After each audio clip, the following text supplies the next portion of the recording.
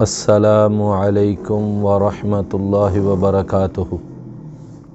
ان الحمد للہ والصلاة والسلام علی رسول اللہ صلی اللہ علیہ وآلہ وسلم، اما بعد۔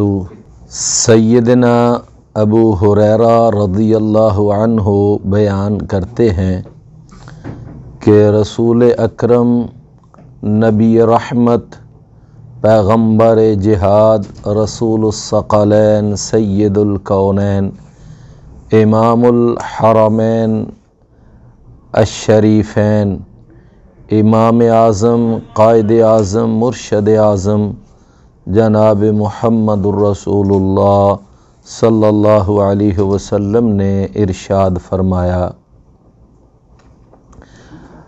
کہ الایمان بضع وسبعون شعبہ، افضلها لا الہ الا اللہ وادناها اماطۃ الاذی عن الطریق والحیاء شعبۃ من الایمان۔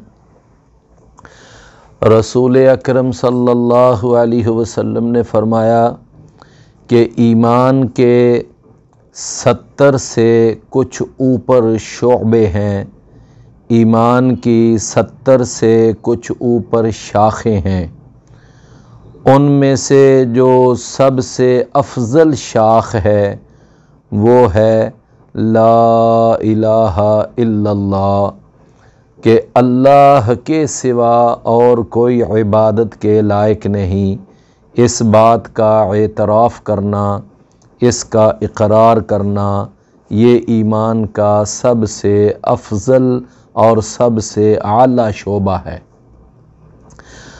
اس کے بعد آپ نے فرمایا کہ جو ایمان کا سب سے ادنا شعبہ ہے، ایمان کی سب سے چھوٹی شاخ ہے، وہ ہے کہ کسی تکلیف دہ چیز کو راستے سے ہٹا دینا، راستے سے پیچھے کر دینا، تاکہ لوگوں کے لیے آسانی اور سہولت پیدا ہو۔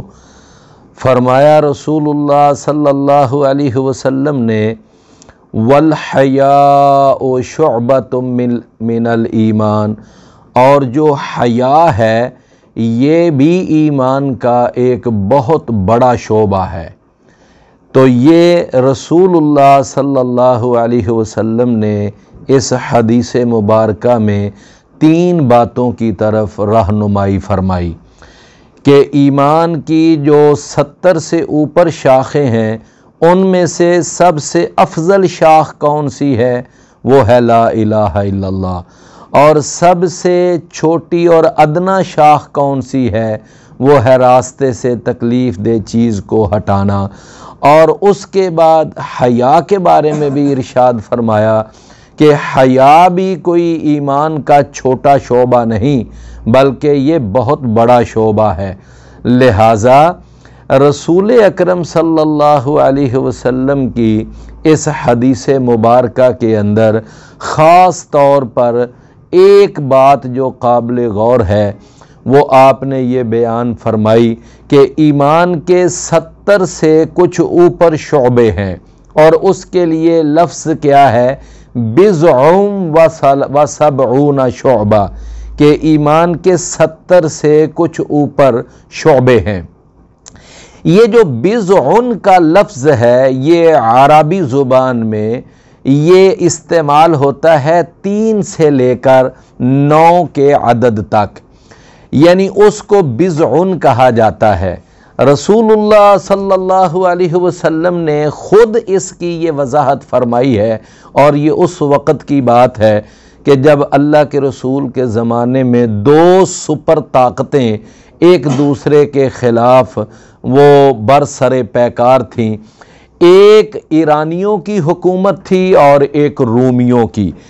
ایرانی اور رومی آپس میں ایک دوسرے سے برسر پیکار تھے۔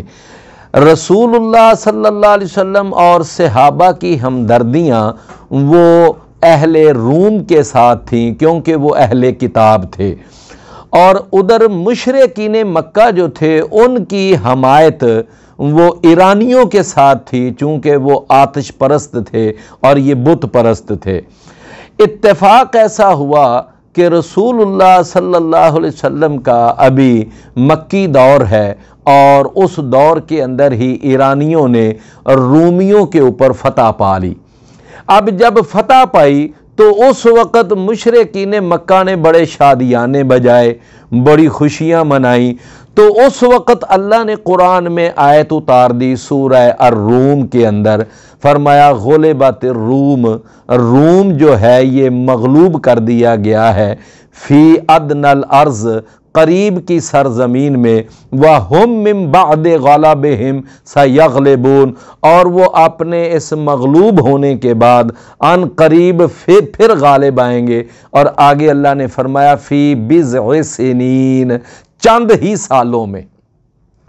اب جب یہ آیتیں نازل ہوئیں، مسلمانوں کو اللہ کی بات پر پورا یقین تھا، لہٰذا مسلمانوں کو یقین آ گیا کہ چند ہی سالوں میں یہ رومی دوبارہ وہ ایرانیوں کے اوپر غالب آئیں گے۔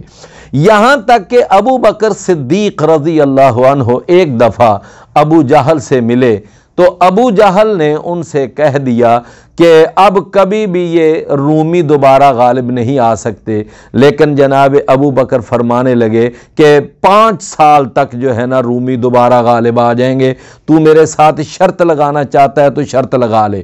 تو ابو جہل نے شرط لگا لی۔ یہ اس وقت کی بات ہے کہ ابھی ہار اور جیت پر شرط لگانا یہ اللہ نے منع نہیں کیا تھا، یہ ابتدائی دور کی بات ہے۔